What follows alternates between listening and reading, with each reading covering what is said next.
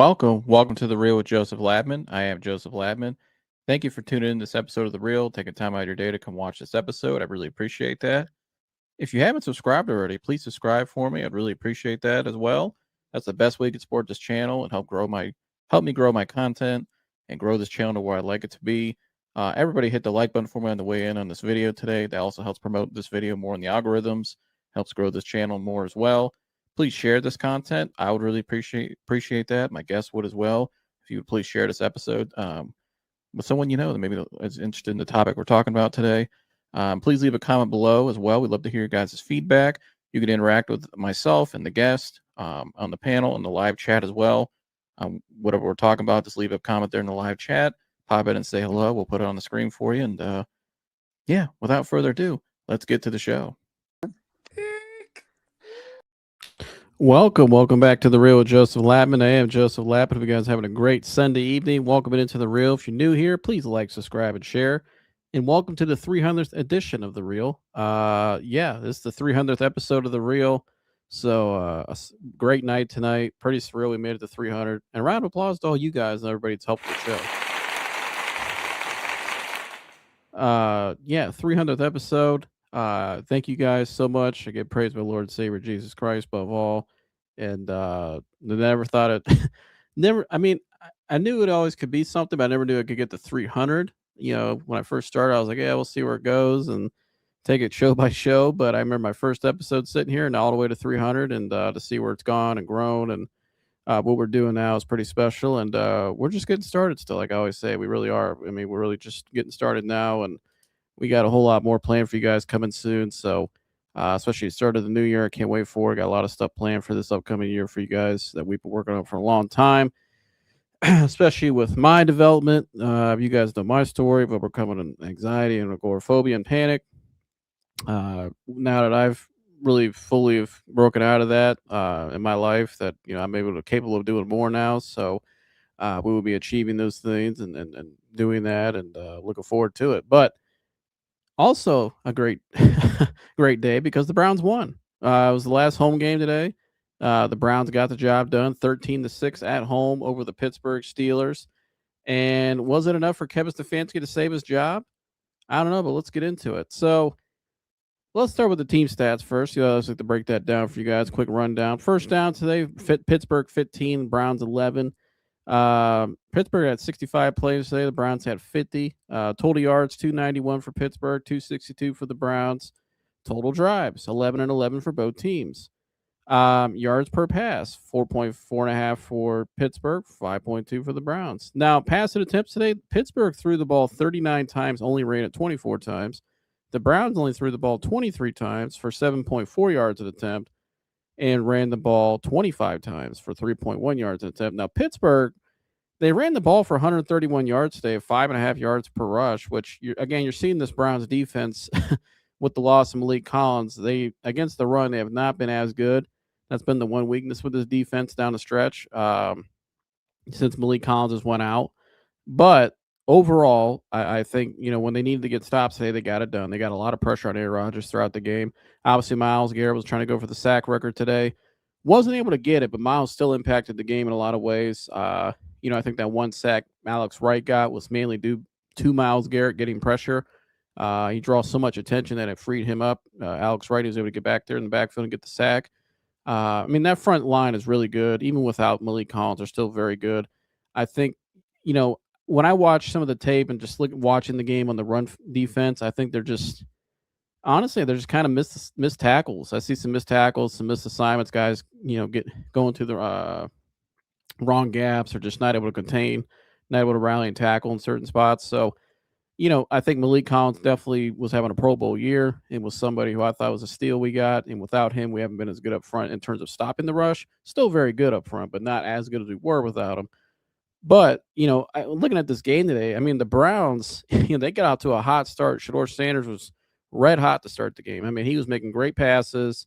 He only had one miss, and that was that miss to the running back on the second throw of the game after he made a great pass the play before. So then he was able to throw the touchdown down the field to Harold Fannin, who is an absolute monster. Is probably going to be a top 3 to 5 tight end next year. Maybe I would say even top 3. the way he's trending right now. That guy looks unstoppable. But obviously, once Harold Fannin went out of the game, to me, the offense started to stifle, and they weren't able to sustain a lot of drives. There was a lot of 3-and-outs, and as the game went on, Shedeur started off red hot, was still making some good throws, but then he made some errant picks. The first pick on the looked like it was an out route to the tight end. I thought he threw it a little bit too late. He got hit from behind when he threw it, but I thought he still threw it late on the time. I think if we got the ball at a second or two quicker, it would have been there. And then the second pick, I don't know, that can never happen. And I think he knows that. You saw Deion Sanders' reaction, Prime's reaction in the stands, putting his head down like this, with his cowboy hat on. And so, I think, that's definitely one Shedeur can never make again. But when I see those plays from Shedeur and some of these plays in the recent weeks, with Shedeur, I think 6 weeks now he's been the starting quarterback. Next week will be number 7. I think you see a guy who he's always been kind of a gunslinger at times, even in college, especially when you have Travis Hunter. Why not? You could throw it up, jump ball up to him, and he's going to outjump anybody. But I think he's always been kind of a gunslinger. And I think he looks like a guy who's fighting for not only for a win, but for a job. And so he's going to press a little more. And I think that's what I see from him. I think if Shedeur Sanders has a full off season, knowing he's the guy, we'll see what happens with the coaching staff. We'll get to that here shortly.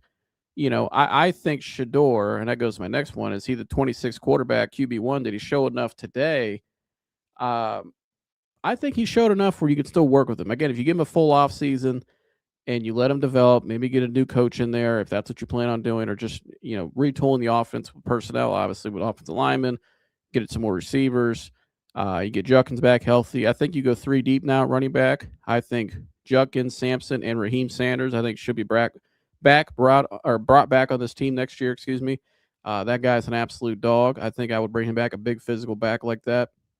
And I think Shedeur can improve on that from year to year, from rookie year to the next year. I think he's shown enough to me where I can work with what he's shown, his intangibles, his accuracy. He stands in the pocket. He's done a nice job sitting in the pocket, I thought. The one he got today, it's a little ticky-tack. I thought the Cam Hayward roughing the passer. I wouldn't call that, but I'm old. Maybe you could say I'm old school. But Shedeur sitting in that pocket, he's able to draw that flag. It's little things like that. I made some great throws today to Jerry Jeudy. It seems like him and Jeudy really were clicking today. Shedeur, for the game, he was 17 of 23, 186 yards, 8.1 yards average, which is good. Higher than what we've seen most of the year from our quarterback play, but Shedeur's been a lot better with that as week to week. 1 touchdown, 2 picks, sacked twice. Running the ball today wasn't – I feel like they could have ran it a little more at times, honestly, but – I think the Browns, one thing they're going to have to adjust in the offseason in terms of the rushing, and I've been pointing this out in the film breakdowns I've been doing, they run from the gun a lot the last 2 years. Ever since Bill Callahan has left, they've ran from the gun a lot. And it's been a lot of zone running, basic zones at times, zone runs at times.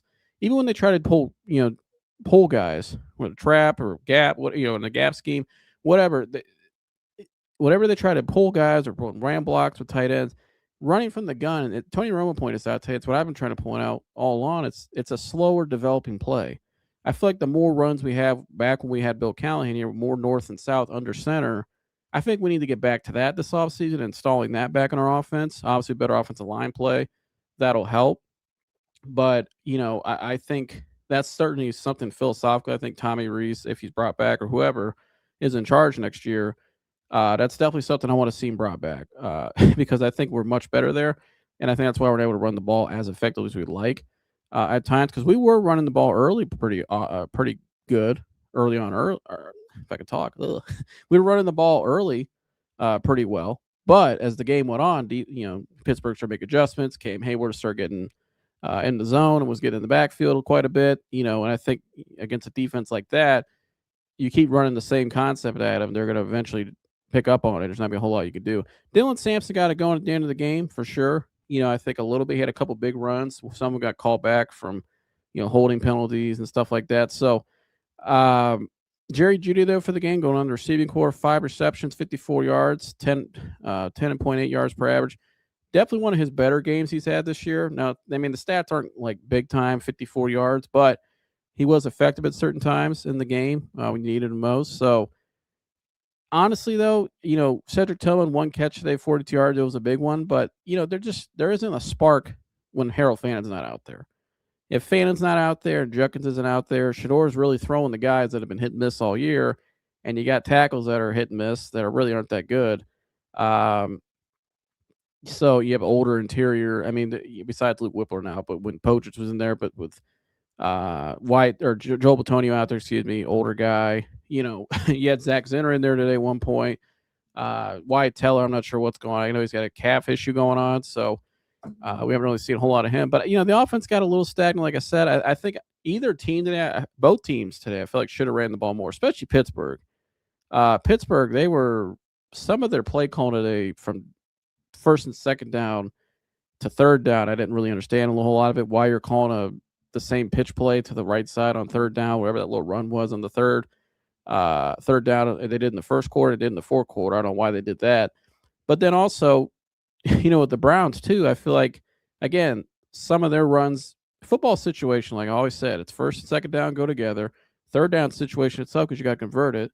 Red zone's a situation, right? So I think both teams today could have did a better job on their first and second down play calling, and especially with the style of runs you were calling. You can't just call, like the Browns in particular, not just basic zone runs from the gun, or even any run from the gun. Run more under center, north and south. Like Tony Romo pointed out, he made a hell of an analysis when he pointed that out. Like I said, it's something I've been trying to point out for a while now. They need to make that adjustment there. And so, but I feel like the defense today, honestly, is what won this game. The more than anything, I think they're able to get pressure on Aaron Rodgers. And the guy that really stood out to me today a lot, who I think has been an absolute gem that we stole in a trade midseason, was Tyson Campbell. Tyson Campbell today was phenomenal. They were trying to pick on him to his side. Obviously, Denzel Ward was his usual self today. When healthy, Denzel was just as good as any corner in the league, and he showed it at the end of the game. But Tyson Campbell to me today was really the MVP for that defense. Outside of, Carson Schweitzer is always, his usual self out there playing with a bone. I think, or not a bone, a bruise in his leg. You can tell he was limping. He's always setting the tone. But to me, Tyson Campbell was the guy that really was the X factor, because they were going to pick on him to that side, opposite of Denzel, and he really stepped today. Not only just in coverage, but he tackled very well. He covered those quick screens they were trying to throw out to the outside that teams used to really get us with, because we would miss tackles. He tackles very well. He's physical. He's consistent. He brings energy. Tyson Campbell's a really good football player, I think, that we have that fits this scheme really well. And I think that was a really good trade. I like what I've seen from him. And so to me, he was my MVP for the game today. Now, moving on to the bigger question, moving forward, what does this mean? We could talk about Shedeur and all that, but Shedeur's got one more game left, so we'll save that. And we'll talk about that more, but more for next week. But Kevin Stefanski is what I'm really keen on tonight. What did this game mean for Kevin Stefanski? Because a couple of things were pointed out throughout the game today, after the game, that I think are valid. Kevin Stefanski, the team, you look at the team, they're still playing very, very hard.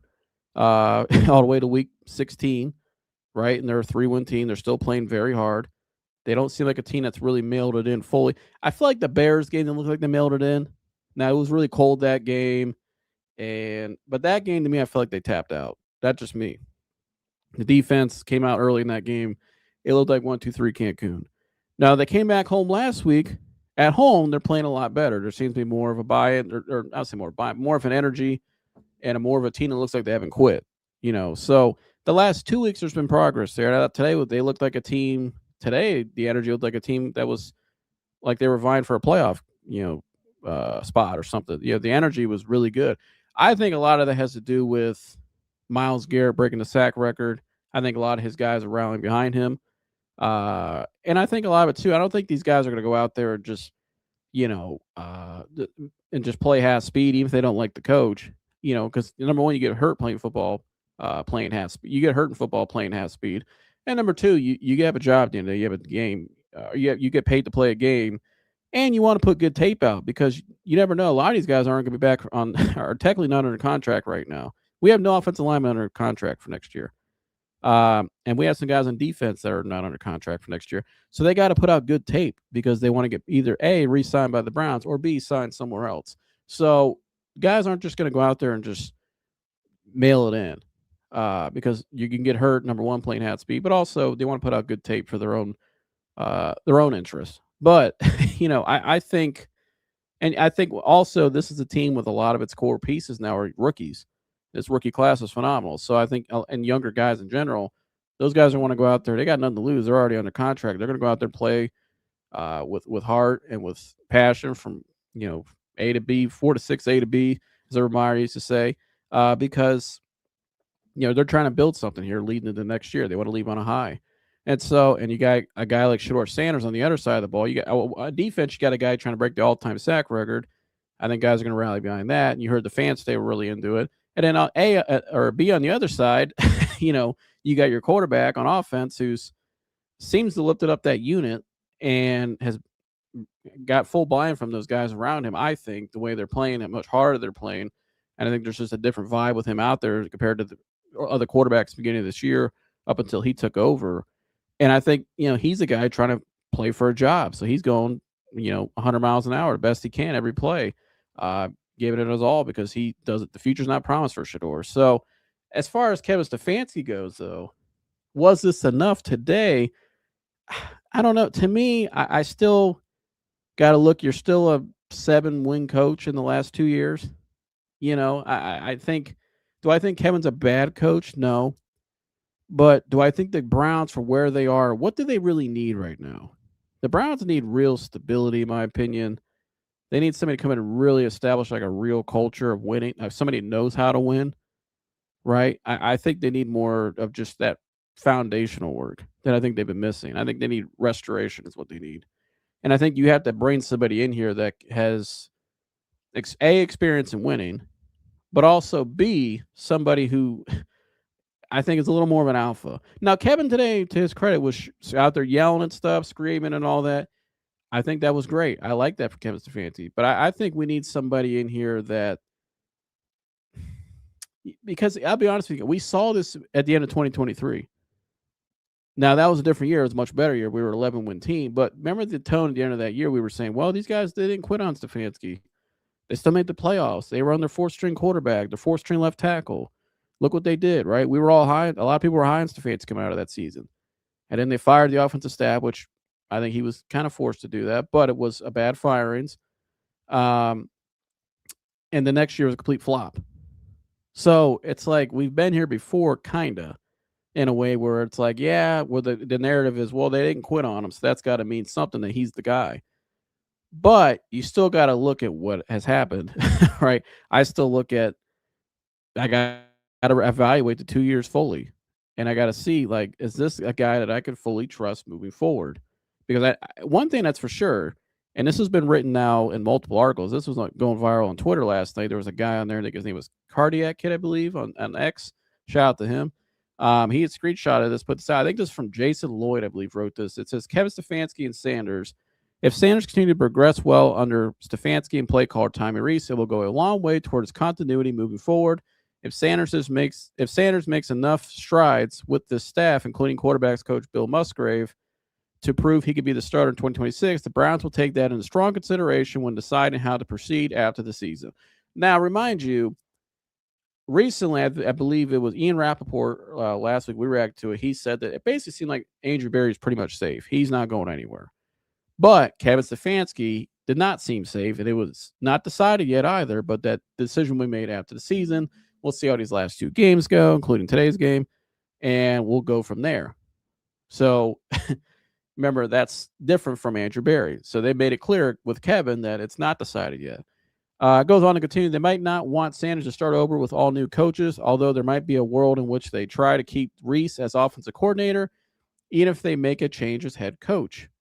Then it goes on to talk about Joe Bitonio came out this week and said he thinks Kevin should stick around. They should keep Kevin around, and he thinks they can build off with him. Now, I don't know what else Joe Bitonio is going to say. Maybe that's what Joel really believes. I like Joel. I think Joel's a great guy, and I think Joel's probably on his way out of here. So I don't think Joel will be here back here next year. But to me, though, the one thing I keep pointing out that I keep seeing in these articles. Remember a month ago I showed Mary Kay Cabot talked about how the Browns were going to do whatever it takes to try to keep Tommy Reese in the building pretty much. He's already getting, job offers from colleges, head coaching jobs. and they want to keep him in the building. They really like him. We heard Chad O'Shea, the wide receivers coach. We heard Mike Bloomgren, the O-line coach, both come out and give high praise about Tommy Rees. You see in this article right here. Now, this article says more in particular that they want to keep him as the offensive coordinator. And we were on here speculating, like, are they considered Tommy Rees as a head coaching candidate? Because you want to keep him in the building. Well, this guy's getting head coaching job offers from colleges, which I think he could get one from somewhere at some point. But if you fire Stefanski, would you just promote him? So a lot of people in the media around here didn't like that. They said, "Hell no, this guy hasn't proven really anything." And to me, it is kind of a Freddie Kitchens-esque reach, because this guy is just the first time play caller in the NFL this year. To make him a head coach would be, it'd be a risk. It is a hell of a leap. But, this is also in that article Mary Kay wrote, they put him in, she kind of analogized him with Kevin O'Connell, and they said they don't want to let a guy like that out of the building ever again. So what's going on with Stefanski, going back to him reading these articles and where things are? Honestly, I don't know. And I don't think anybody else knows either. I think the Browns have done a nice job keeping this right down the middle. I think ultimately it's going to come down to what happens next week. If they go down to Cincinnati and lose next week, next week is a game they should win in Cincinnati. Cincinnati right now is in the absolute dumps, like the Browns, but they don't really have a whole lot of momentum going. It seems like Joe Burrow might be getting traded out of town. So, I think that's a game the Browns should win. Miles trying to break the sack record next week. I think he will break it. So I don't know. You guys let me know in the comments, and I'm going to think more about this, and I'm curious to see what my guests have to say tonight, because I really think right now it's 50-50. I really do. And I don't mean to give a bland answer like that, but I really don't know. I mean, it's ultimately, what is Jimmy Haslam, who's in his ear? Now, we know DePodesta's gone, and I think there's been some improvement since he's left, just in general, you could tell. But, who's in his ear, A, and what is he thinking about the most? Does he want to be known as the guy that fired another coach? I think that's something that he really has been weary of, and so I don't know. I don't know. And if they roll with Shedeur Sanders moving forward, do they think there's another coach out there that can come in and establish something with Shedeur that they think can get more out of him and really the whole team in general? I'm not sure. I think if they do move on from Stefanski, I think it would be a mutually parting ways. I think that, and that's I've always said that. I think it would be a mutual parting ways, and I think it would be a very clean breakup. And Kevin would probably go be the OC of the Eagles next year for 1 year, and then go get a job the year after as a head coach again somewhere else. So that's how I see it possibly going. But I can also see them. I'm just, last week at this time, I was saying, yeah, he's definitely gone, because the way the narrative was, the temperature in the room from the article, what the reporters are saying, it seemed like he was gone. But then now, recently, in the last week, it seems like it's starting to swing back a little bit towards, well, maybe we should keep him around. So I don't know, but I'm curious to see what these guys think. So let's get to it with the guests now, if I can get the right thing on the screen here. Let's see here. Mick Goggle says, hell no, Kevin and Barry need to go, no questions asked. So Mick says, hell no. And I appreciate your comment, Mick. And, I could certainly see why. I hear Andrew Berry nailed this draft, but there's still a lot of glaring things Andrew Berry has missed on. I think he's missed on certain team construction aspects in terms of, certain parts of the team that are important, like offensive line and quarterback. He still has missed on. Now, he might hit on Shedeur Sanders, but I still think he has some ways to go. I don't think Barry's going anywhere, though. Now, some people say if you fire one of them, you got to fire both. Maybe. But I think with Barry, people got to remember, DePodesta hired both those guys. They brought in Kevin first. Barry came in after. And I think who had the most say in the room for the last couple of years, it was DePodesta 1, Stefanski 2, and Barry was kind of the third wheel. That's how I think it's been. Now that's been completely reversed. And I think that started last year after that season. And I think everybody knew all along DePodesta was on his way out of town, it seemed like. So that's why he got out of here as soon as he could. I mean, he was the third option for the Rockies job, which is probably the worst job in baseball right now. So, he was trying to get out of here a lot. So I think Barry's probably not going anywhere. Kevin, I'm not sure. Shout out to my Aunt Joan. Happy 300. Congratulations. Thank you, Joan. I appreciate you. Love you. The Compliment King says, hi, fire the guy for reasons justified. Plural. So that's his take on it. And keep the takes coming in. I'm curious to see what you guys think about Kevin Stefanski. Should they fire him? Did today save his job? What do you think? Put in the comment right now in the chat. We'll put it up on the screen here.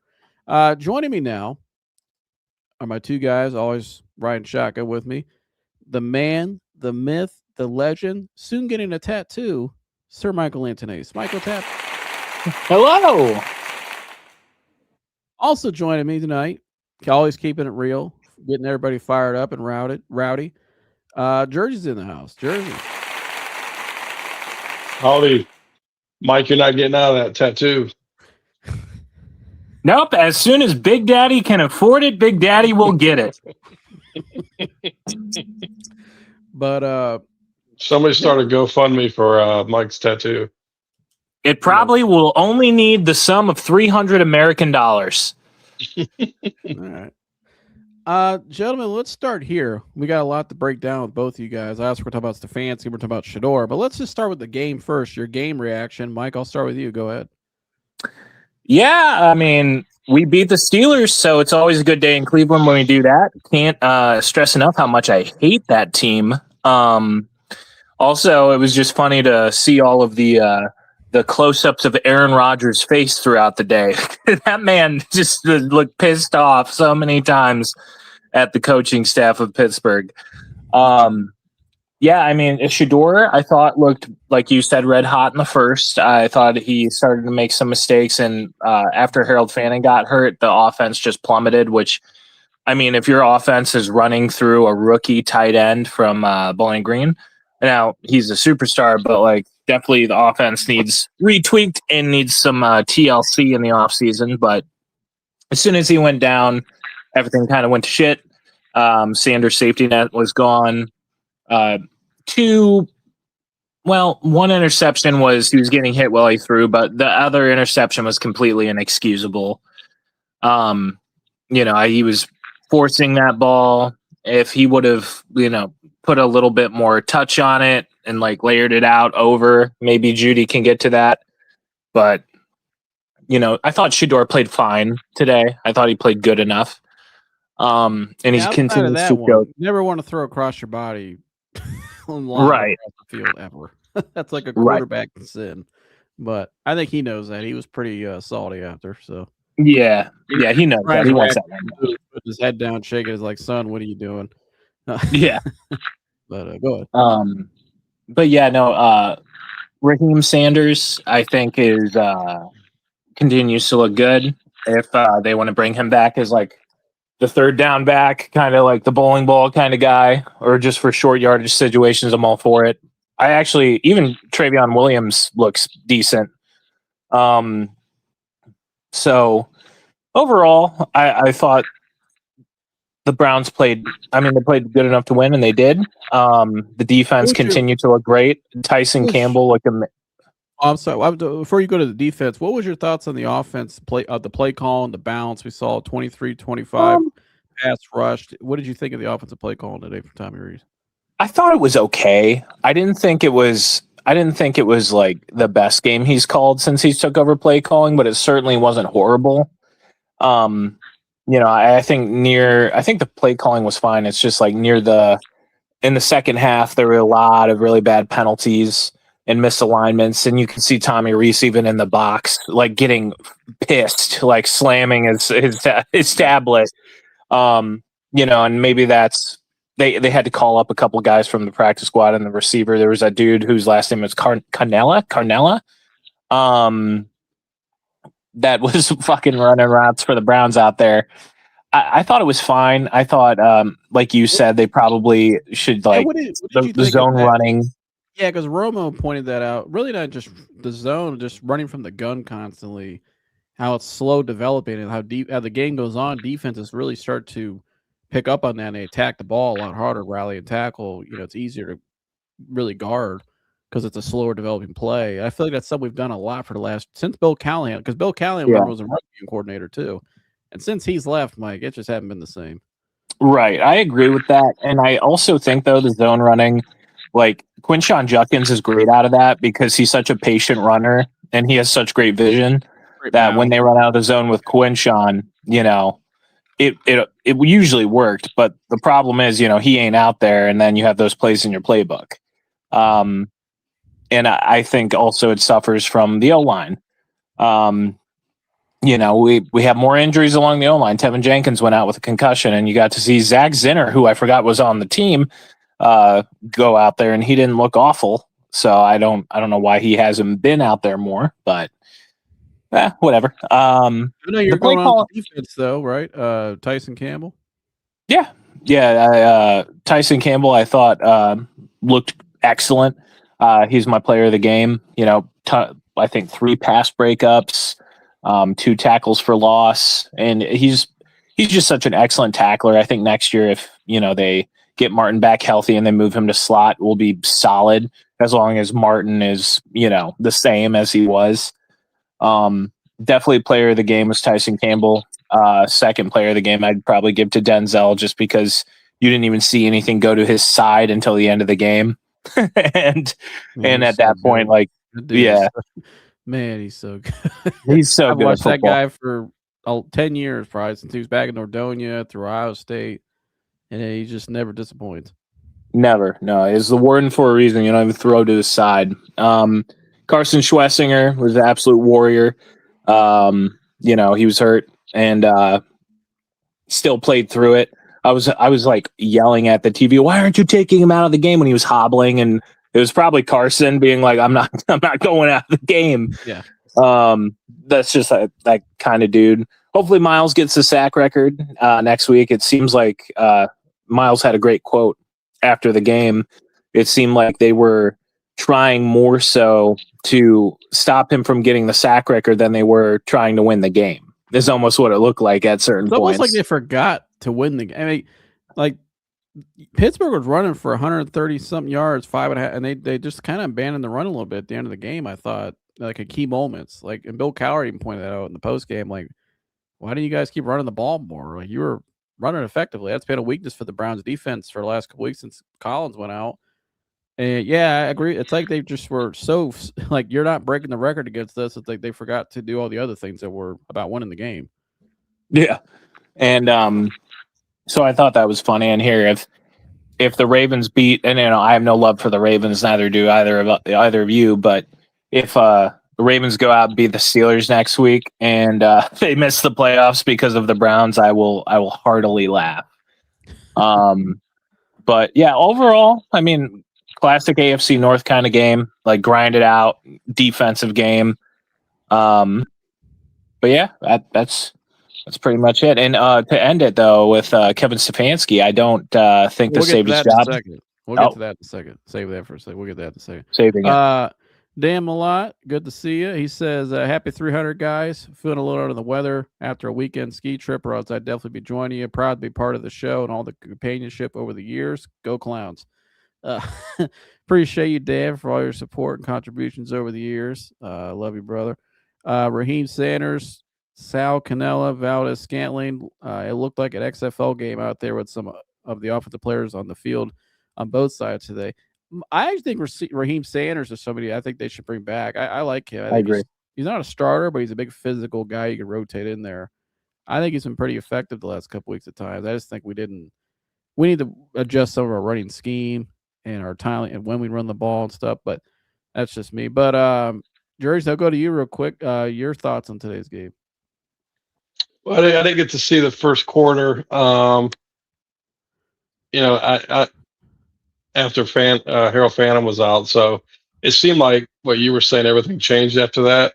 Because I was surprised to come in and see we scored 10 points in the first quarter. I couldn't believe it. So, but it was just both defenses were playing hard. It was a defensive game, obviously. Love to see here. give the Browns credit out there playing their ass off. Got nothing. I mean, a lot of guys playing for jobs, but you got 3 wins, and you really got you're not going anywhere this year. So, but still be out there playing hard like that. That's good. That's good to see. And to win, and you owe it to your fans. You know what I mean? Schlesinger, that guy, that's the epitome of what football's supposed to be about. All these guys that just go out, sit out games, or even go into NBA load management. All these sissies. That's what it should be. What Schlesinger was doing. I mean, that guy. At one point, I'm like, man, they should take him out of the game. But that sets the example. And I think when teammates see a guy doing that shit, that just makes them play harder. So, but it was as far as Sanders, he had that one stupid interception. I think it was just maybe got a little too confident, trying a little too hard, just made a bonehead play. I mean, that's just you just never run to your right and throw across your body like that ever. So, not sure, how long you live with those kind of mental errors if you're a team, but I didn't get to see the first quarter, but it sounded like he did really well. If you don't really have somebody in mind for next year, there's really no real gotta have quarterbacks coming out. Then I'd say at this point, and we'll see what he does next week, but ride him out and see what happens. Make some serious upgrades to your offensive line, some serious upgrades to your receiver room. You got your tailbacks, your running backs. I like that Raheem Sanders. I like you got to have the big bruiser back, especially in that division. What'd you think of the defense? I know you were high on Tyson Campbell as well. I thought Tyson Campbell played really, really well. That they were definitely attacking him downfield. Getting those yards. Stops behind the line of scrimmage. That guy played great. And most of the ball I've seen him play since he came here, glad to have that guy. That was a good pickup. So, but yeah, I think he did great. And somebody just touched on, it seemed like the Steelers were more worried about Miles getting that sack. I thought that same thing. I didn't say that, but since someone did say that, as quick as Rodgers was getting that ball out, I mean, and they were making some foolish calls, like that one 4th down play. I think it was 4th and a yard, and they threw it downfield.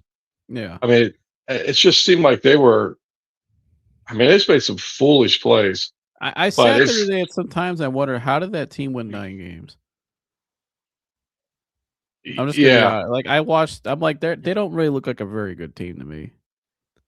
No, not here. They got they got starters out, but still though, they don't. And they got a great Rodgers and Aaron Rodgers. But other than that, I don't still really see a whole lot of I mean, the running backs have been decent this year, both 500-yard scrimmage, but each. But I just sometimes you watch them, you're just like, this does not look like a playoff team by any means. No, probably part of it is, well, I don't know what their division record was, but division was shit this year. Yeah. But they Rodgers, though, that dude just looks like he is just an angry person. He needs another Darknester treat. I mean, he's probably the most talented quarterback I've ever seen. But yeah, he just looks like it makes me wonder, how the other players, what goes on in the locker room? Does he talk to players like shit? Does he? Yeah, you just don't know. But going back to the game, I would have liked to see him run the ball more. They just don't ever seem to commit to the run. You know what I mean? And I'll take right now. We no longer have 45, 50 pass attempts, but still though, there's a lot of plays where you're like, okay, they should just run the ball here. They don't run the ball. You know what I mean? Situational play calling at times has always been questionable. Yeah. just commit to it and actually and run the ball north and not the long developing gun plays that they run. Yeah. Like I just don't get it. Well, and like you were saying, and running out of the gun, gosh, it just drives me nuts. It's so slow developing. You know what I mean? It's just You're running right into the belly of the defense. yeah. I just don't understand the way some of these offenses run. Like I'd be running a lot more toss pitches. I love shit like that. I mean, the plays moving fast. Your running backs are moving fast. They're building their steam up. I just don't get what goes on in football anymore with how a lot of teams run the ball. I'm sitting there watching this 49ers game. They know how to run the ball. You know what I mean? I mean they know how to run the ball. It's just great to watch. So, but overall it was. Glad to get a win. I'm just glad for the fans. Last I'm glad they won home the game last to get a home win. game. I'm not too. I don't really care that it's the Steelers. I don't give a shit. I'm not wrapped up in all that. But I don't like to lose the Steelers because there's a lot of Steelers fans around here. But I don't find any joy of making them not make the playoffs. I don't really give a shit. So I find joy. I know that, and that's fine. And I really find don't. joy they haven't won in Cleveland in 4 years because my whole life growing up, they always beat us every time we played them. I actually dislike Cincinnati more than anybody else than the other two. Really? So yeah, I mean, I just feel like that's just the slums. I mean, as bad as the Browns are, I just feel like Cincinnati is just like shouldn't even be considered an NFL team. They're just like the Kentucky Bungles. Yeah, they're just the Bagels. Joe Burrow get traded too. It sounds like. Yeah, oh my God. If I'm him, I'm like, get me the hell out of here, man. So, but so good news is we got a good game to watch next week. Steelers and Ravens. Real quick from both of you guys, if I bring Gergs in here, real quick, would you bring back Shedeur next year? Yes or no? I mean, yeah. At this point, in my opinion, you're not. We're the 6th pick now, Mike. After today, yeah, knowing that we're not. Yeah, exactly. The 6th pick, maybe 5th. Maybe we can jump we to don't 5. know if he's coming out. Mendoza is probably going high. You're not getting him. You're too low on the board. And if Dante Moore did come out, he'd be gone by the time we pick. It's so you only really have 2 quarterbacks coming out. Well, one, maybe 2. Like you said, we're not sure about Moore yet. So at this point, you're not. He's a late 1st, early 2nd. Yeah, unless he just wows in the playoffs. But I don't see it. I don't see us taking a quarterback in the 1st round. And Shedeur Sanders has shown some flashes. So kind of like what Joe was saying, improve your wide receiver room, improve the O-line, roll with him, see what you got with a better offensive personnel around him, and see what he's got. I mean, best case scenario, you found your franchise quarterback in the 5th round. You have 2 1st-round picks and going to have a high 2nd-round pick to kind of get him some help, and then just be active in free agency when it comes to getting some mercenary veteran wide receivers, maybe a guard here or there. But I think they can build around Sanders and actually give him at least a competitive offense next year. Jersey? No, I agree. You can't assess any quarterback behind that offensive line. I mean, that offensive line is so bad. That left tackle here during the game, I was like, get him out. Just put the kicker at left tackle. I mean, that guy is so shitty.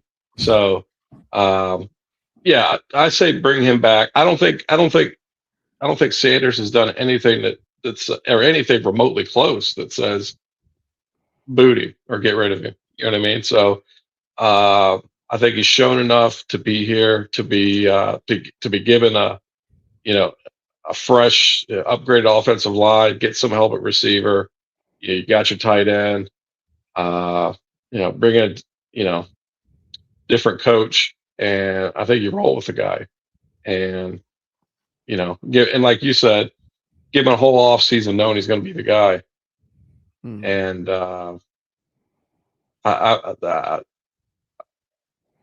I would think he would certainly improve Well, it's a hot by next year. Christmas So gift under a lot of people's Christmas trees this year. I saw too in Cleveland.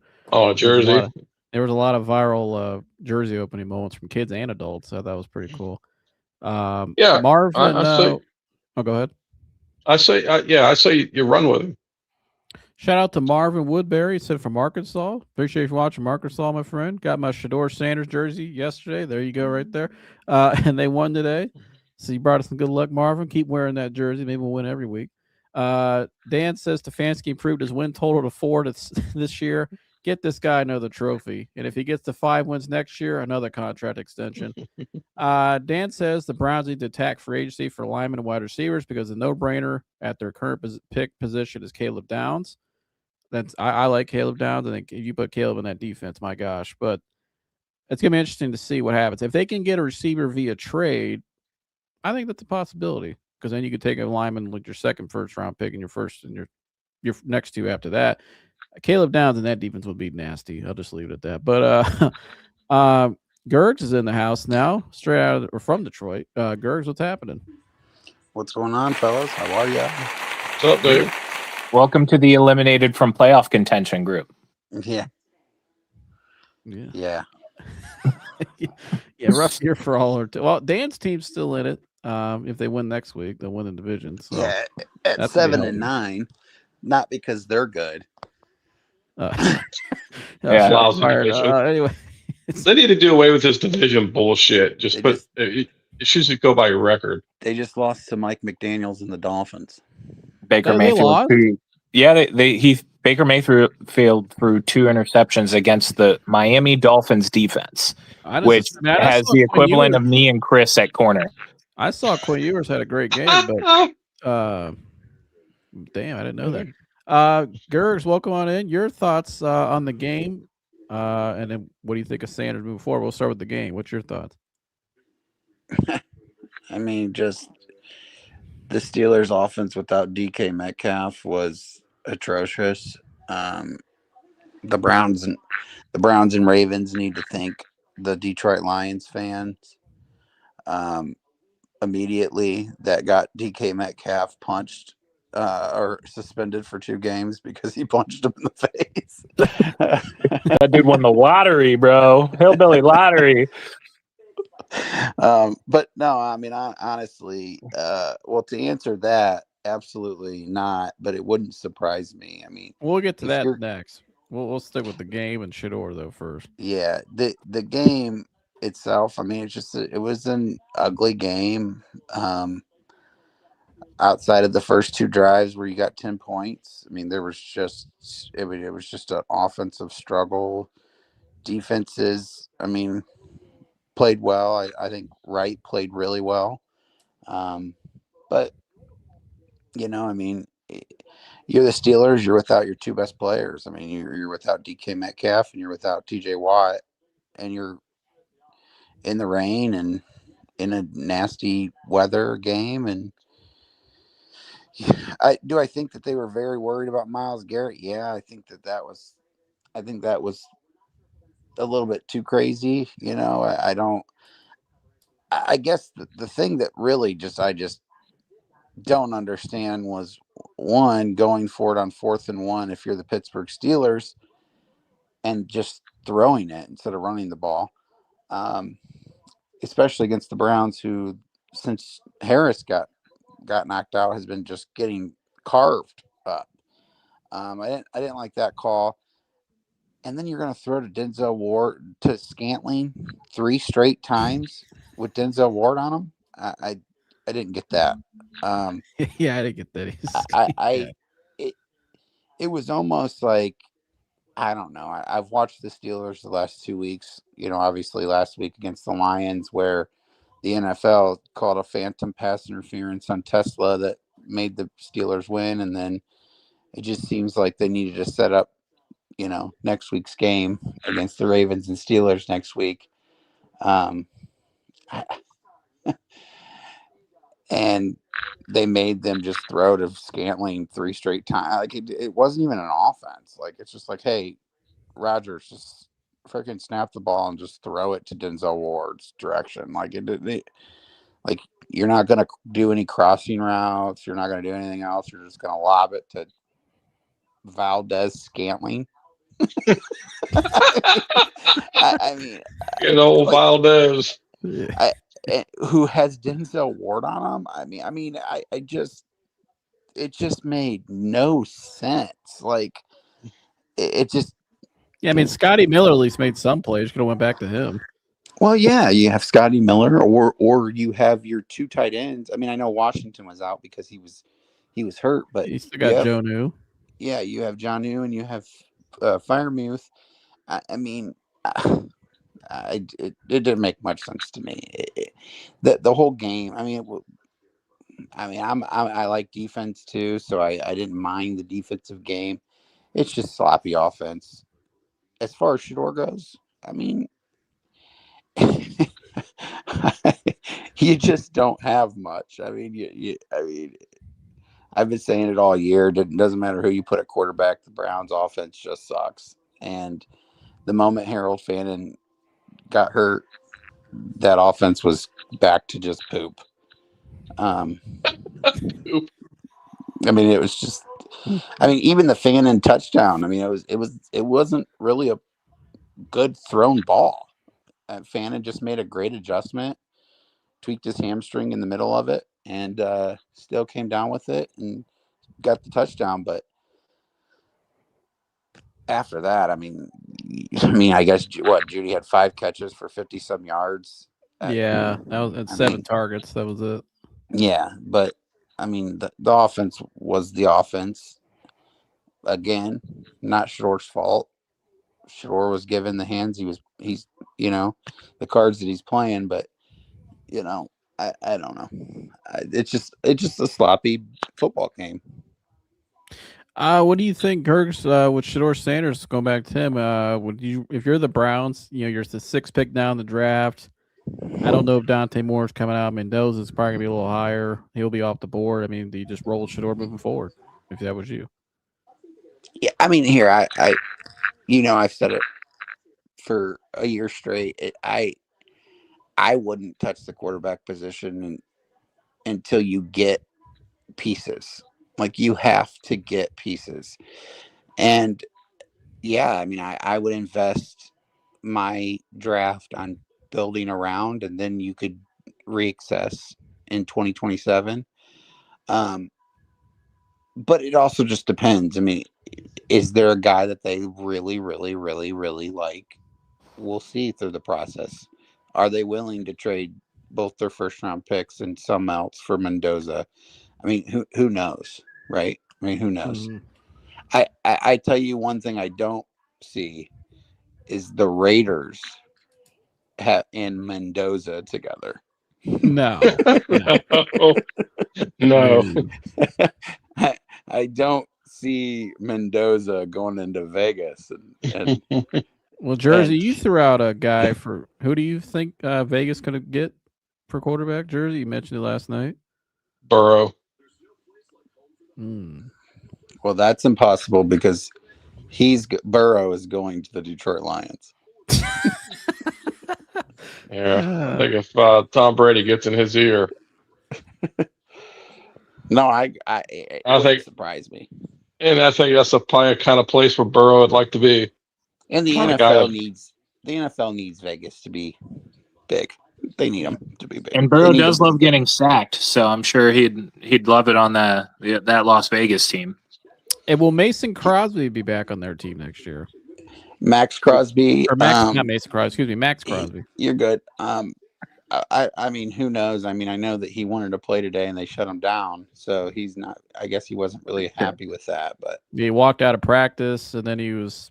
They made it like he was injured and he was posted a video of himself at home dunking a basketball.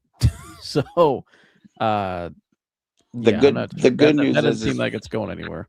The good news is the New York Giants for the 2 years in a row just needed to lose, and they would have had the number 1 pick for 2 years in a row, and then they won.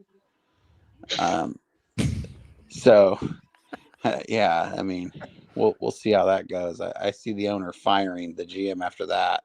But I mean, I'm all for players wanting to win, so I don't hate that. But I mean, that does suck. Dan says Arthur Smith and Kevin Stefanski couldn't beat an 8-year-old and mad with their play calling. Yeah, Arthur Smith. Number one, he looks like what does he look like to you, Jersey? I mean, that mustache of his. I mean, the play calling. Iron Sheik. He's the Iron Sheik. Yeah. Dan says, don't forget they have a veteran quarterback competing in camp next year already, pending a massage-free offseason. Yeah, Deshaun Watson, I think he will be back for camp. Now, I think we're getting into the next question because the main topic, because I think this will end with too, because I think this is kind of what's going to dictate a lot of that. So, Kevin Stefanski, fellas, after the game today, a lot of people were the narrative tonight is, well, the team looks like they haven't really quit on Kevin. That's got to mean something. And, has he saved his job? Like I put up here, is his job saved? Is this enough, this win today for Jimmy Haslam to say, you know what, let's just, keep everything intact and just build around the Shedeur and move forward. Chantel says Browns need to get Carnell Tate wide receiver with their first pick. Very well could be an option. Good to see you, Chantel. So here's Stefanski after the game when asked about that, about the team playing hard and stuff. And I thought what he said here was kind of interesting. That football and then get the win in the fourth. Is that why you didn't try the long field goal? Correct. You talked about this a little bit, but what is it about this football team that they are fighting so hard and they show so much heart and soul, and here they are at the end? It's just our DNA, Mary Kay. Obviously, I know we can talk about the big picture later, but in the meantime, small picture, division opponent in front of us. They love playing together. They love playing next to, their brothers, and that's just what we're about. So you heard what he said there. He says, we could talk about the big picture later. I thought that was interesting comments there from Kevin when he said that. Not sure what he meant by that, but so that was that. And then after the game in the locker room, you see Kevin with his guys in the victory speech, and it was a pretty rowdy locker room. Obviously, they won a game. Carson Schweitzer got the game ball, and here was that. How this team fights. Whatever's in front of us, we fight. We fight for 60 minutes together because we care about each other. We got one more fight together. We got one more to go out together, okay? I'm giving out one game ball here, and there's some great individual efforts, some great ones. I don't even know what this guy's stats were, but he's playing on one leg, and he personifies the fight in this football team. That's Carson Schweitzer.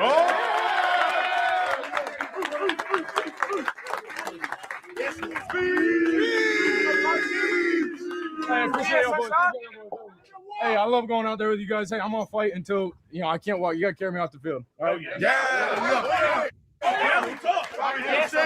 Way to fight for 60 minutes together. Team on three. 1, 2, 3. So that was the post-game locker room with the guys. You can see there, Kevin talked about fight, and that Carson, pretty cool speech he gave there for a second. Not a lot, but kind of who he is, a warrior. But then also this week, you had Joel Bitonio come out and pretty much endorse Kevin Stefanski. They should bring him back next year. And then Jason Lloyd, in his article, this is going around X last night, like I pointed out earlier, talks about how, if Sanders continues to progress with Stefanski and play caller Tommy Rees and Billy Musgrave, that, they may not want to make a coaching staff change around him. But it also pointed out, too, that they'd like to keep Rees as offensive coordinator. We've heard that now from him and Mary Kay Cabot, that they'll prefer to keep Rees in-house. They were very high on him. But maybe they would try to bring a new head coach to kind of mend with him. Me personally, I'd rather keep Jim Schwartz over Tommy Rees if I had to pick the two. I think Schwartz definitely should keep his job. I mean, he's done a hell of a job since he's been here. But I like Tommy Rees. I think he has good upside, but I'm not sure he's earned the right over Schwartz yet. But pretty interesting stuff here. So obviously the Browns get the win today, but they're still a 7-win team, or only 7 wins in the last 2 seasons. Hasn't been great since they made the playoffs 2 years ago, so it's been a lot of turmoil up and down. I'll start with you, Mike. Has Kevin Stefanski, in your mind, done enough to save his job, and should the Browns retain him, or should they still fire him and move forward with somebody else next year? I really think they should move off of him. I mean, I have no doubt in my mind, at least now, that there are a good amount of players that really like Kevin and really want to play for him. I don't know if that's enough to save his job. Like, Joel loves the dude. Joel would, is holding off retirement to play for Kevin, and there are a handful of other players that are saying the same thing. That's great. Like, that is awesome. I'm sure Kevin's an excellent human being. I'm sure he's great to be around, talk to, what have you. And I'm sure there are some players that would even go as far to say as they like him as a coach, but like, it's been too long. Like, I know Kevin hasn't had the greatest scenarios thrown in front of him, and that's not entirely his fault. But at the same token, like, it is what it is. It's time for a change of scenery. I've always been like, I was a Kevin supporter, but I've always held the opinion that sometimes a change of philosophy is more important than retaining a coach you might even think is good. Like, let's use the Steelers. We played them today as an example. I think Mike Tomlin is a great coach. I would also not blame the Steelers if after this season they fired Mike Tomlin and decided to go a different direction. I don't think that's a bad thing. Mike Tomlin is always competitive, but he hasn't won the big games since he had Bill Cowher's players. He hasn't had a lot of success in the playoffs. He holds on to that, always over 500 kind of thing. But I mean, at the same time, like, Steelers fans are getting tired of it too. Like, same way the Browns fans are. Like, I think Mike Tomlin's a good coach. I wouldn't blame them moving off of him. Like, I don't think Stefanski is a particularly good coach, especially these past 2 years. But long story short, I don't think this is enough. Unfortunately, especially with the offense being as paltry as it has been, and also that's his area of expertise. Like, I needed to see a little bit something more than this year. Like, we all of us on the panel agree that we all knew the Browns weren't going to be world beaters, but like, we wanted to see some like competitiveness and some actual like progression, all that good stuff. So, but yeah, no, I think it's still time to move on. Jersey? Yeah, they got to part ways. It's just ran its course. It's been too long. I mean, you're not gonna. There just needs to be a culture change. It's kind of like I don't know. It's kind of like, reminds me of like Dungy with the Buccaneers. He got him there, and I love Coach Dungy, but they make a trade for coach, and then they win a Super Bowl. Sometimes you just, and it wasn't a knock on Dungy. It's just sometimes you just need a different face, and especially us guys in the car business, we know what that means. Sometimes it just takes a different face, and it's I don't think Stefanski's a Super Bowl caliber coach. I don't think he is. And I'll give him credit. He's got those guys playing hard. I don't know if he's who knows, is he grandstanding in there in the locker room? I don't know. Is it Schwartz that really has his guys playing hard? I mean, that's the most productive units of defense. I mean, special teams sucks. Offense is just lethargic as hell. I mean, is it really the defense, and is it Schwartz philosophy? Well, and how bad was that defense before he got here? They were terrible that year. So I think it's more probably Jim Schwartz. It's kind of like when the 85 Bears won. These players, they all picked up Buddy Ryan. You know what I mean? Buddy Ryan was who those players were playing for. It wasn't Mike Ditka. So I think there might be a little more, some of that going on. Because I'd be curious to see if Jim Schwartz was on that sideline, would we be talking about this now? You know what I mean? Would they be playing that hard? So, what do you say if I had played devil's advocate to people that say, well, what if it looks like the guys are still playing hard this far in the season after the last years? Does that mean they have a culture that they can build upon, and it's really just personnel they need to improve at. What do you say? to They're that? idiots. No, you gotta. It's all you gotta win. It just comes down to wins and losses. I mean, here you can that's what I'm trying to say is I don't think he's a guy that can elevate a team to that level. Mm. I just don't think he is. And like I said, I think it's more Schwartz. I don't think it's necessarily Stefanski. I think it's more Schwartz. So I mean, because we know kind of guy he is. He don't really show it on the sideline. He seems calm and cool, but you know by the way the way that defense plays, what's going on in practice. You know what I mean? Mhm. And so, you know, I think it's more him. But Stefanski's had his time here. He's got 7 wins in 2 years. Offense just looks as shitty as it did when he got here. I mean, it's time to move on. You can't sit here. You're going to rebuild your whole offensive line and make all these different upgrades. The coach, you got to change the coach too. You know what I mean? Otherwise, it's just what we've seen the last 5 years is just going to carry on. It just needs to be a whole new facelift. Well, and I think too, you look at the special teams unit; it's been pretty shitty all year. Outside the kicker and the punter, I mean, it's been probably the worst special teams unit in the NFL. If not one of them, if not the worst. And he won't fire Bo Ventrone for some reason. He was the associate head coach as well. You know, he's a good friend of his, but probably should have fired him. I mean, if Sean McVay's firing his special teams coordinator when they're a Super Bowl contender, Kevin definitely should have fired his already. So that's one. And I think too, it just, you know, what makes a great head coach is the staff he puts around him. They haven't recovered since those firings. And those firings really cost them. They've never been the same team since, especially off, as a whole, but offensively as well. But also, I mean, Mike, you bring up all the time with Chad O'Shea, that receiving room's always kind of the same. He's never fired him. I just think he hasn't done a good job managing that offensive side of that staff. Really, I just think he hasn't done a great job since those firings. Now, again, I think those firings are kind of forced on him, yeah, but still, they haven't done a good job managing that side of the ball. And that's on he's the head coach at the end of the day. So, real quick, Bruce, before I get to you, Dan said Kevin prepares his 3 and 6 victory speeches every offseason. Very moving if you have ever prepared for a science Olympiad. Is that what he said? Olympiad. Yeah, science Olympiad. Excuse me. If the Browns beat the Bengals, they will pick with the 8th pick or 9th in the 26th NFL draft. Very possible.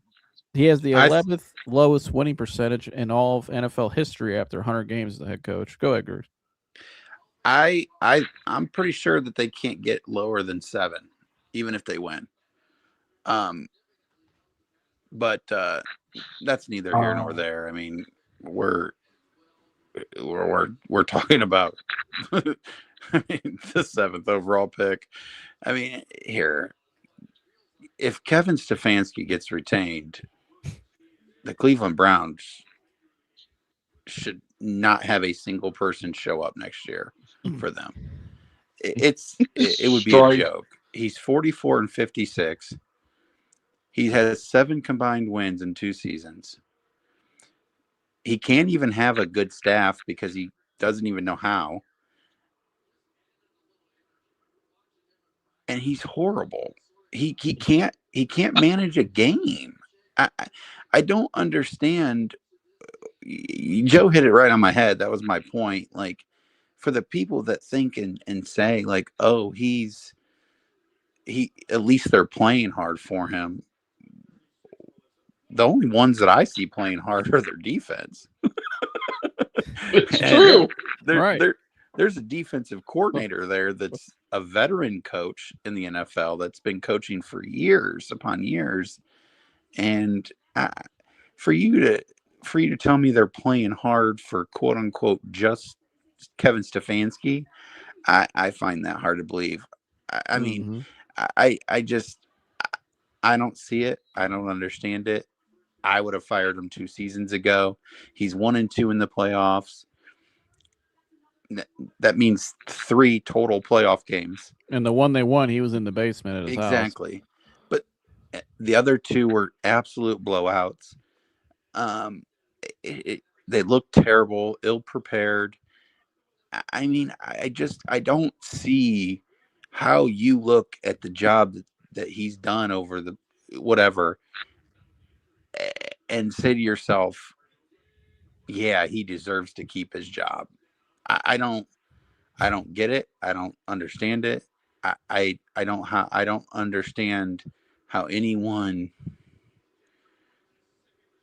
could say this other than, like you have pointed out a couple times on the show, guys that are represented by the same agent as him. Yeah. I mean, Right. other than that, I don't know how you could say, you know what, he like, who has kept their job and done this bad? Like, who's done it? He's 44 and 56 in 100 games. Who keeps their job for that long doing that after winning seven games in 2 seasons? But they made a bad Deshaun Watson trade. That's what everybody says. Well, yeah, but who wanted that Deshaun Watson trade? He was part of it.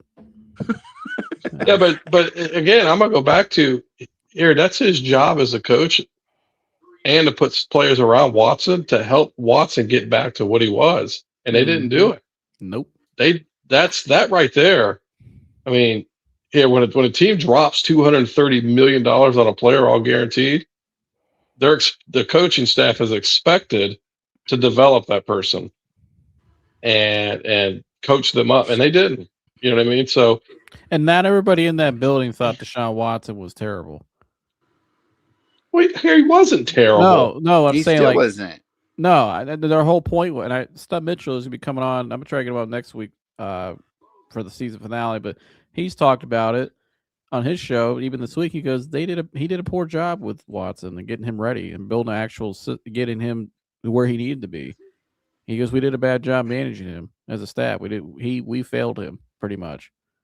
There you go. You mishandled $230 million of your owner's money.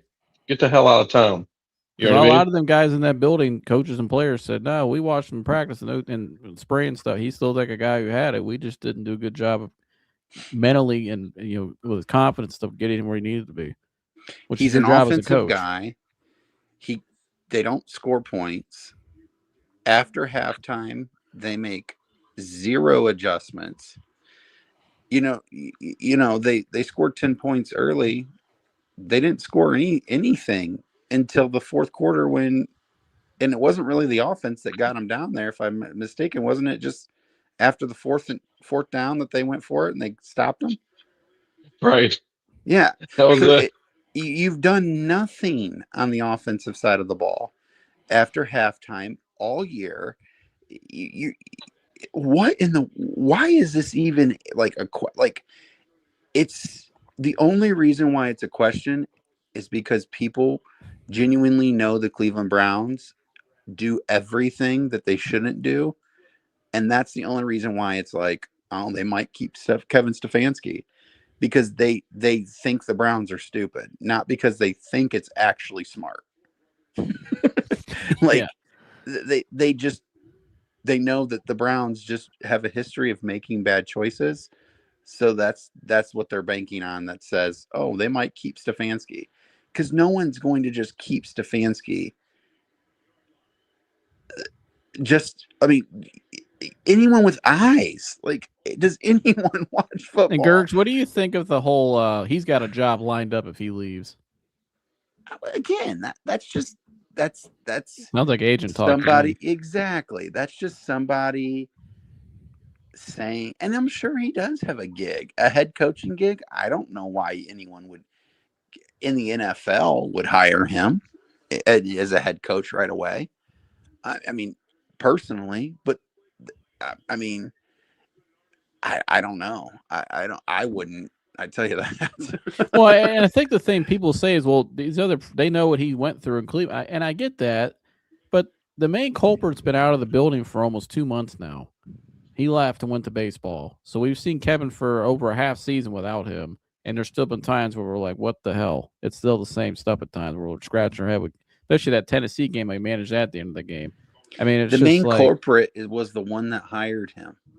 Exactly. And now he there's been a half season with him out of the building. He's gone. It's not And like it's that guy came in after Kevin Stefanski and completely changed the thing. You don't think nope. that DiPodesto and Stefanski had many talks before he got hired about how they want to run the Browns? That no. I wouldn't doubt they had meetings every week over the game plan. Yeah, there's zero chance that the reason why Stefanski was this bad is because of Paul DiPodesta. DiPodesta hired Kevin Stefanski. Mm-hmm. Like the regime should be gone. I'm sorry. I honestly wouldn't keep Andrew Berry either. I get that he's drafted a great rookie class, and that might save his job. Congratulations, whatever. I'd get rid of them all. But I mean, Stefanski, definitely. Take away the big win against a lousy ass Steelers team, and the fabulous post game speech when he knew the cameras were on him, and remember all the dumb shit that he's done over the last 5 years that cost them games. You know what I mean? Yeah. All the things that we said on this show and talked about. And so what the hell was he doing? What the hell was he doing in this game? What was he doing on this play? What the hell was he going for it on that play? That's the constant. You know what I mean? We can't lose sight of that. Like, they beat the Steelers. And truthfully, it seemed like the Steelers were trying to throw that game. I'm kind of like, I just kept thinking about Dan's text earlier in the day. Like, yeah, lines up big game next Sunday for ratings. I mean, they were doing shit that like made you scratch your head. Like, what are they trying to do? Like, what is going on? Are they not trying to win this game? So didn't look like it. This was no nothing to hang your hat on that you beat the lousy ass Steelers at home today, because remember everything over the last several years. Look at Brock Purdy. What is going on with Brock Purdy, man? He's out there dancing on the field and shit. Was he over the line? That looked I didn't like he catch was over that. the line. But yeah, I mean, we keep having these conversations because of Stefanski. You know, DiPodesta, Stefanski. And so one's gone. Get rid of Stefanski now. They're going to keep Barry. Just get Barry a real football mind in there, and get a real coach. Yeah, because Mike, we said that with DiPodesta left. We're going to have a whole half season out of really evaluate Kevin, and nothing changed my evaluation, Mike. I would still move on. Same. So yeah, same. Now, what gets interesting about this, guys, one with this, this article right now, and we've seen this twice, though. They want to keep Tommy Rees, the offensive coordinator, in-house. But if you make a coaching change, I could suggest here, seems like they would try to force a head coach with Tommy Rees. I would rather force somebody with Jim Schwartz, because I think Jim Schwartz has earned that right. He's had a hell of a unit for how many years he's been here now, with 2-3 years. So, I like Tommy Rees, but I don't think it's somebody I would force upon my head coach who I hire. I don't agree with that. Even with Schwartz, if somebody wants to make a change, and if you had to hire their coach, that's their right. It's their staff. But what do you guys think of that? And Mike, I'll go to you on that. I mean, I don't want to force an offensive coordinator, Mike, on somebody. I think now the guy who I like the most, if I do hire a head coach, who I think is realistic right now, is Chris Shula, the DC for the Rams. I like him. I think he could be a really good head coach. He does have experience with Tommy Rees going back to 2016. They crossed ways on the Chargers. I think maybe marriage could work because they know each other. So I like Chris Shula. He'd be my number one choice right now in terms of who I see available. But what do you think, Mike? Yeah, I don't think it's right to force an OC on a new coach unless there's ties, like you said, with Chris Shula. I like Chris Shula as an option. My favorite has and still is Clint Kubiak.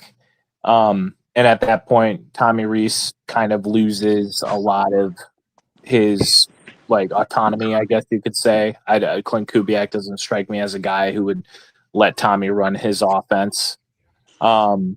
So yeah, I don't know. I mean, there's still that inkling of, maybe they just promote Tommy Rees because they think really highly of him and they really believe he can be like a Kevin O'Connell kind of guy. But you kind of said earlier in the show, like he's a 1-year OC. He does come from a great pedigree, but like you're not exactly sure if that, that'll translate to like great head coach. He's just so young and he's only been in the NFL now 2 seasons. And while he's been on a upward trajectory really quick, going from tight ends coach to OC, I just don't think, I don't know. I'm waffling a little bit on promoting Tommy Rees just the more that the season draws on and, I come to think about it. I think it'd be a Freddie Kitchens type reach right Yeah, now. maybe. I think he's comes from better stock than Freddie Kitchens. I think he would have slightly more success than Freddie Kitchens, but I just think he needs a couple more years of experience in the NFL before they do that. Jersey? Yeah, it's I haven't seen enough to move this guy to head coach. You know what I mean? Yeah. So I wouldn't do that. Now, what do you think, though, of hiring a head coach and trying to force that coordinator with the coach? Well, here you got to what's your plan with your quarterback? That's what I think it has to revolve around that. So is this your guy? Is Sanders your guy going forward? Most likely, yeah. Okay. How is the relationship with him and Tommy Rees? The coaches that are around him. That's what I kind of fuck the coach. Like, you want to bring in a good coach, but if you're making a commitment to a quarterback, you got to make that quarterback work. And so it's just like, here, you just dropped $230 million and the coach completely mishandled that player. He did not help that player at all. So coaches don't cost you that kind of money, and coaches don't win games on the field. So it's the most important position in all sports. I think that's what's working for him. Where is the relationship good with Tommy Rees and Musgraves? That's what you stick with if it is. Then you try to find a coach that that's the route I would go. You try to find a coach, because here's the last thing you want to do. This is what they've always done: bring in a new coach, bring in a new OC, and then the quarterback has to start over. Quarterback's starting to get comfortable, starting to get some rhythm, and then get an off season with the guys comfortable with. You know what I mean? If you keep doing that shit, a young quarterback's never going to develop. So I say I like you like Rees. You could see a change when he went in and started calling the plays. Does it still look ugly? Yeah, but there's been a little bit of growth. Good John Lynch, just a man's man up there. What about Jim Schwartz, though? You'd be okay with just him leaving? I don't want Schwartz to leave. Who says Schwartz is going to leave? Well, that's what I'm saying. I mean, you want to bring a new head coach, but you want to keep your 2 coordinators. How does that work? What if that coach doesn't want those 2 coordinators, or one or the other? Well, here I'd find a coach that's going to take them. I don't give a shit. Who says the coach? Here, if you really believe you got an outstanding coordinator and developing OC, I'm not changing them out. And if I bring a coach in, why would he want to change them out? You know what I mean? Just right. That's just crazy. It's like if I went over and took over another store, if I had good managers, I'm not changing them out because I want to bring in some guys I know.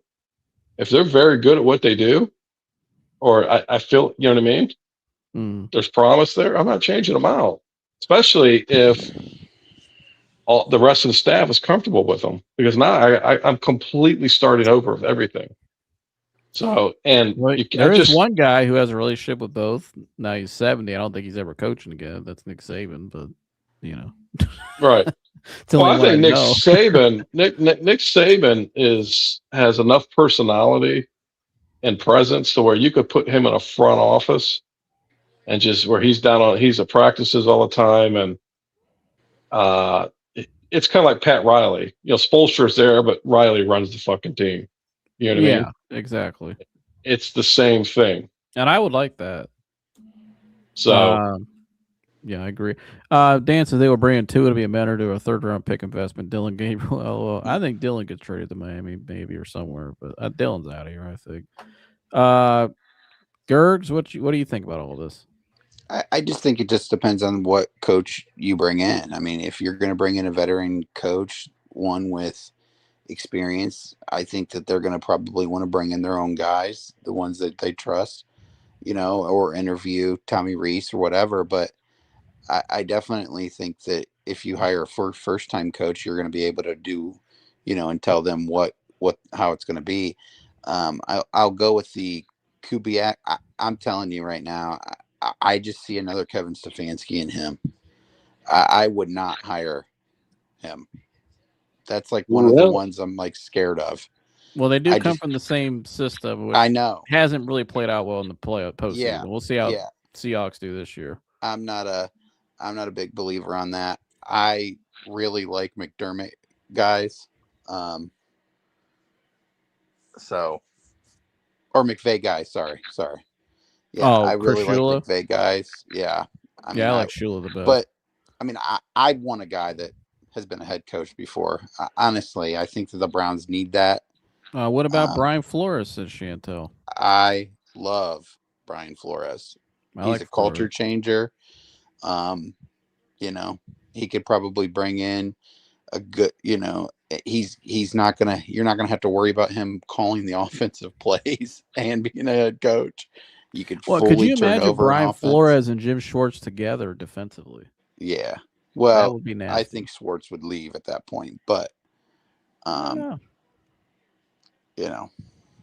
Oh, well, that's the thing. Like, what kind of coach do you need? Do you want your head coach being a coordinator? Or do you want your coach just being strictly a head coach? I think we need strictly a head coach who just can come in and be the CEO, culture changer. I think Brian Flores is a culture changer. I think that you're never gonna have to worry. You hire him, you're never gonna have to worry about, much like a Dan Campbell team, you're never gonna have to worry about them not playing hard. You're never gonna have to worry about that. They're going to get the most out of their guys. Now, you have to still have talent, but they're going to get the most out of it. I love Brian Flores. And I think, too, if he comes into that CEO role, I think maybe he would be a guy that would want to keep Schwartz, maybe just, possibly. I think that's what I was referring to. I think because he is the most, he looks like a general out there. Just his attitude, his demeanor, the way he coaches, he looks like a general. Just a guy who's just going to lead the charge. I think Shula has those capabilities from what I've read about him more and just watching him. I think he'll be a really good coach. Other than that, I'm kind of with you with Kubiak. I think Kubiak he's interesting, but we've seen a lot of guys from that tree not pan out. And I think we just hired that for the last 6 years. And I don't know. I'm not hiring a guy just for his offense. That's not. We're not hiring for offense. We're hiring you to be a head coach.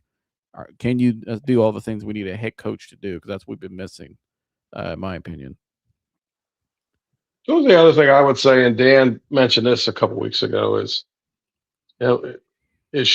would Schwartz want the opportunity to be the head coach? Well, and that's interesting. Would he? But when he came here. In 23, it seemed like he wasn't. They want to be a head coach again, but I don't know. All right. If he was open to it, I would definitely ask, and I probably maybe I would just hire him because I like what he's done. Truthfully, he's coaching the team in the shadows. You know what I mean? Yeah. But he can only do so much when he's not running the offense. But those guys out there, the way they've been. Playing hard and playing like there's something on the line. That's because of him. You know what I mean? It's like we were talking about earlier. That defense is what's constantly playing hard, and it was a night and day change when he took over. So That's really, I and think, there were a who- lot of players people wrote off on that defense before he got here, and when he got Yeah. here, they became JOK a prime example. Right, and look what he's doing with Schlesinger. Yeah, you got Myles Garrett's probably gonna break the sack record. I Tyson mean, Campbell came and revived his career. Devin Bush revived his career here. and here, and I think even that Delpit's got better. You know what I mean? Yeah. So I think that's who really is has the command of the locker room. It's really Schwartz. So that would be a question that does he want to take another shot at coaching? I said before that I'm not a fan of that. If you've done it before and you weren't really good at it, but I think the way he's got those guys playing, if he wanted to, then maybe explore that and then see who he can put back in as defensive coordinator. And I'm sure then he doesn't he doesn't change Tommy Rees out. You know what I mean? Yeah. Because they're all saving guys. Yeah. What about Anthony Weaver? Mike, do you know anything about Anthony Weaver? Yeah, not a big Anthony Weaver guy. There's all. I think Mike cut out. But yeah, it's gonna be interesting to see what happens, Jersey. I mean, you there, Mike?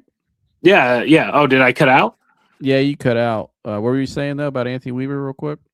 Oh, I was just saying I'm not a big Anthony Weaver fan. There's only a couple of defensive guys that really stand out this season, and really it kind of just boils down to Flores, Shula, or maybe Minter as like a third option. But even then, Minter's kind of like fallen by the wayside, in my opinion, as far as like coordinators to coach. But I'm still. I know Chris is scared of it, but I'm still a huge Clint Kubiak fan. I think he's going to be an excellent head coach. I don't want anything to do with Minter. I don't want anything to do with anybody from that whole Michigan regime. I think for the most part, that I was thinking about this earlier on the show. I think for the most part, the Browns have done a good job of bringing in good, solid guys, quality guys, character guys, for the most part, and that's why you're seeing them still playing hard. I don't want to bring in a guy that was, doing the shit that they were doing. So McCheaterson. Yeah. I don't want to. Look at all of them. I mean, look at. I mean, you got the freaking head coach up there. I mean, what a bunch of shitbags it was. I mean, and Harbaugh is the guy that built all those guys. He built all that shit, and then walked away. You know what I mean? He brought all those dirtbags in, and who knows how much other shit was going on. But I don't want any. Why would anybody want anyone from there after all that happened? You know what I mean? So I don't want this Minter guy. He knew he had everybody's plays. He knew what everybody was doing. You know what I mean? And we're holding him up like he's some gosh darn messiah. You know what I mean? So I mean they had the books on everybody. So no, I want no part of that cat. But I don't want to talk about that bullshit. Yeah, you've made that clear. You're out on him. Yeah, well, here, the Sharon Moore thing is really what escalated that for me. Like, I was kind of like over all that crap, you know what I mean? But that just it makes you really go back and look at it again. Like, what a bunch of turds in an organization and what they were doing, and you know what I mean. And like I said, God knows how much other things they were doing, and got off. So, no part of it. Thank gosh Harbaugh never came here. I don't care if he wins a Super Bowl in San Diego. Thank gosh he didn't come here. Go Bucks.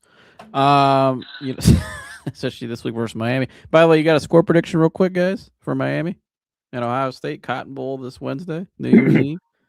Ohio State 85, Miami 2. Jersey. There's been a lot of trash talk from the Miami side, I've noticed, lead up to this game. This is the revenge game they've been waiting for since 2003. I'll say Ohio State. 2002, 2003. I'm gonna say Ohio State. Ohio State 41.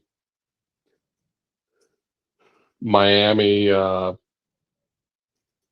13. Yeah, I'm going to say Ohio State 45, Miami 21. We'll see you in the Fiesta Bowl versus the Georgia Bulldogs. Well, fellas, that was our 300th episode. 300, man. Shout out to all you guys. Appreciate you guys' love and support that have made this possible for us. You guys have kept us motivated to keep us going and doing this. And I thank you guys and Mike and Jersey, Chris and Dan, and everybody's contributed to the reel for the last 3.5 years now. So we're at 300 episodes of the reel. Very cool. We also got another show on the channel, The Professional Fan, with Mike Antonese. I know he's going to get that rolling in the off season because that's more his prime time with the drafts and stuff. So looking forward to that. As Mike would say. But yeah, fellas, 300 episodes. You got any final words for Guy here? And tell people to continue to like, subscribe, and share. We really appreciate you guys. Folks, thanks so much for joining us for 300 episodes. If you want to join us for the next 300, please like, subscribe, and share this content if you would be so kind. Hit a really big milestone this year with over 1,000 subs. Would love to keep that train rolling, but thank you to all the new subscribers, old subscribers, in-betweeners, all that good stuff. We love you very much. And we all will see you next year. Get it? Because, yeah. Yeah. Wait, we're I wish I had my button on deck. Yeah. No, I'll just mess with you. But go ahead, Jersey. Just here. It's just it's great to get up here, and I appreciate being able to come on here all the time with you guys, and try to make it a good time for everybody.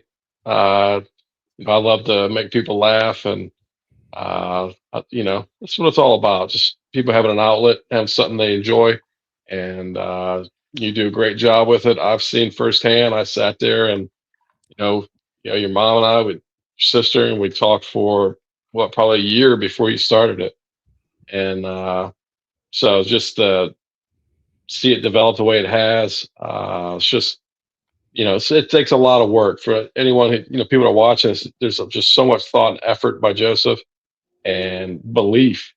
Most people start podcasts and just quit. He's 100% committed and just believes in it wholeheartedly, enjoys it. And so, just thanks to everybody that tunes in every week and watches and comments in. It supports Joseph. Been a lot of relationships to develop from this, and here, if you get a chance, go back and watch episode one, and maybe some episodes in between then and now, and you'll just see how it started and what it's become, and maybe give you a greater appreciation for it. So, but here, like, subscribe, share. Because it's real, there's no bullshit. There's nobody telling us what we're going to talk about or how we're going to talk about it. We're not pandering to a team or anything like that. So we just try to make it as real as possible. And here, everybody have a great new year. It's going to be a great year for 2026, and appreciate it very much. Yeah, I think we got our best year coming up ahead of us so far, and maybe I'll do a follow-up to episode 1 down the road here soon. I've been wanting to do that. Maybe we'll get that together. Put it in the comments or hit me up if you want me to do that. I'll start working on that. Dan says, in honor of our 300 episode, I will be offering a 2007 Chrysler 300 with 167,000 miles for only $1,995 as is. Do not tempt me. Do not tempt me. So Anybody want that offer? Dan, does it have the sun? Dan, does it have the Sun and Sound package? Yeah, I mean, anybody wants this offer, hit them up. Going once, going twice. Gone. Who's gonna get it? But are you in on that, Mike? Are you taking that? Oh, I loved my Chrysler 300, bro. That was my favorite car I ever had. I freaking loved my 300. I was so sad when I got rid of that thing. Can we put some of that payment towards Mike's tattoo? Let's do that. Oh, 1995 as is. Yeah. But he said it has a blow start, a missing head unit, and a Bentley grill. Ooh-wee. That is a hot ride right there. I'm blessed. Oh, I got a gong. Sold. Oh, this got a blow start. Just like the old showroom, it's sold. But that's an inside joke. They know what it is. But yeah. So if you guys want a Chrysler 300, hit up Dan, and maybe on the next episode, well, you can send us a picture of you with your with your 300 with a blow start, missing head unit, and a Bentley grill, as is. So. Yeah, 300 episode, fellas. Love all you guys. Like, subscribe, share all that good stuff. We will see you in the next one. I'm saluting. I know Jersey's. I think Happy New Year, everybody. Stay Happy safe. New Year. Mike, are you saluting? What are you doing? I'm underwater in the lake currently in an old school 19th century style diver suit looking for the Loch Ness Monster in Kent, Ohio. Go Buckeyes. You didn't just get the fact he said he's underwater in a whole suit? I don't listen to what the hell he's saying. All right, we're out of here. Go. Later. See you, Mike.